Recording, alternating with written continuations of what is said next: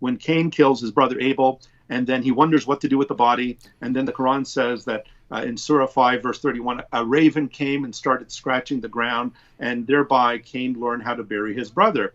Well, again, that was a very well-known story in the Targum of Jonathan ben Uzziah, and it was very well known to the Jews of Arabia. They would have recounted these stories in Medina, for example, where there was a high number of Jewish people. So here we've got that story. The famous passage in Surah 5, verse 32, where it says, we ordained for the children of Israel that if anyone slew a person, unless it be for murder, for spreading mischief in the land, it would be as if he slew the whole world. See, religion of peace. Exactly. That proves it. Exactly, yeah. And it's given to the Jews, but of course this passage was very well known in the Mishnah. It comes from Sanhedrin 4, verse 5, where the Mishnah says that it talks about the story of Cain and Abel, and then it goes on to say that whoever kills a person, it's as if they kill the whole world. We know where Muhammad got this from. The Jews of Medina had Talmuds. They studied the Talmud. And so there's another story in the Quran, which our Muslim friends assume, they take it for granted that this thing actually happened, when these are just really what we call haggadah. They're just tales and fables that come from the Jewish sources. They're not canonical, by the way, or inspired. Just a couple more here. The story of Abraham breaking the idols and being thrown in the fire by Nimrod comes from the Midrash Rabbah. It comes from a Jewish source centuries before the Quran. The idea that Nimrod did this is a sign of that the text is apocryphal, isn't it? Because Nimrod lived long before Abraham. In the book of Genesis, chapter 11, with the construction of the Tower of Babel, Muhammad has no sense of time here. Everything is just jumbled together. It's all happening at the same time. The story of Solomon and Sheba in Surah 27, where Sheba, Queen of Sheba, comes to the palace of Solomon, and she thinks that the palatial ground is a pool of water because it's so clear. That comes from the Targum of Esther. And then, of course, God raising the Mount Sinai over the heads of the Jews and threatened to kill them. That comes from the Avodah Zarah. The story of the golden calf, which jumped out of the fire and mooed. It actually lowed in Surah 7, and that it was constructed by a Samari, by a Samaritan. This story, once again, is very well known. It comes from the Perikeh of Rabbi Eliezer. The seven heavens. We hear about Allah being called the Lord of the seven heavens. You could find reference to that in the Jewish Haggadah. You could also find it in the Zohar. The Zohar itself makes mention of the seven worlds. The angels being commanded to worship Adam, bow down and worship him.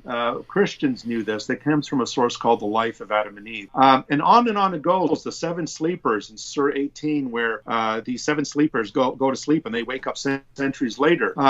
We know this. This was Gregory of Tours. He actually wrote a legend called the Seven Sleepers of Ephesus. Mary being raised and dedicated in the temple. One of the courses I teach, David, at the Toronto Baptist Seminary, I teach a course on biblical reliability. And we also do a study on the Apocrypha, on the Old Testament Apocrypha and the New Testament Apocrypha. And I have my students read the Protevangelium of James. And lo and behold, in that story, you have the story of Mary being brought to the temple and dedicated to the temple, to the work of God, like Samuel was in the Old Testament. And she's raised in the temple, and angels come and feed her. And lo and behold, the Quran says the same thing. Jesus speaking from the cradle. This is found in the infancy gospel of Thomas.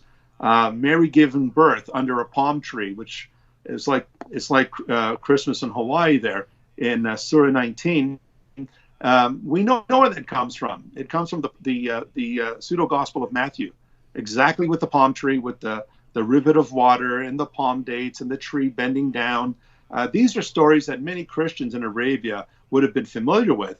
And so you can understand why, David, when Muhammad came along and started reciting these things, the people were saying, well, what's new with this? Muhammad, we've heard all this before. You're not introducing anything new. And then the very concept of Jannah with the Houris in Jannah, the women in Jannah and drinking wine and so forth, the Persians in the Persian sources, you have stories of paradise. The word paradise, in fact, comes from Persia. And they describe Persia, the Persian paradise, as a place of women sexually serving men and boys offering drinks on goblets and so forth and so on. And so a lot of this just demonstrates that the unbelievers, the kafir, were right when they came to Muhammad and said, "Hey, buddy, we've heard all this. This is nothing new." And so the unbelievers basically are calling his bluff. And the Quran acknowledges this charge. So here's the problem, David. Whenever I debate various Muslim apologists and I bring this up, the first thing they do is they will accede to the argument. They will say, "Yeah, you're right, Tony. You're absolutely right. We know where these sources come from, but they're still from God." The problem is the Quran says you're not supposed to say that.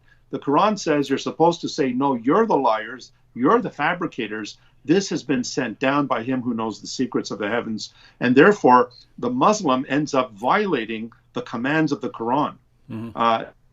So this, I think, to me, is the Achilles heel of the Quran. It is not what it claims to be.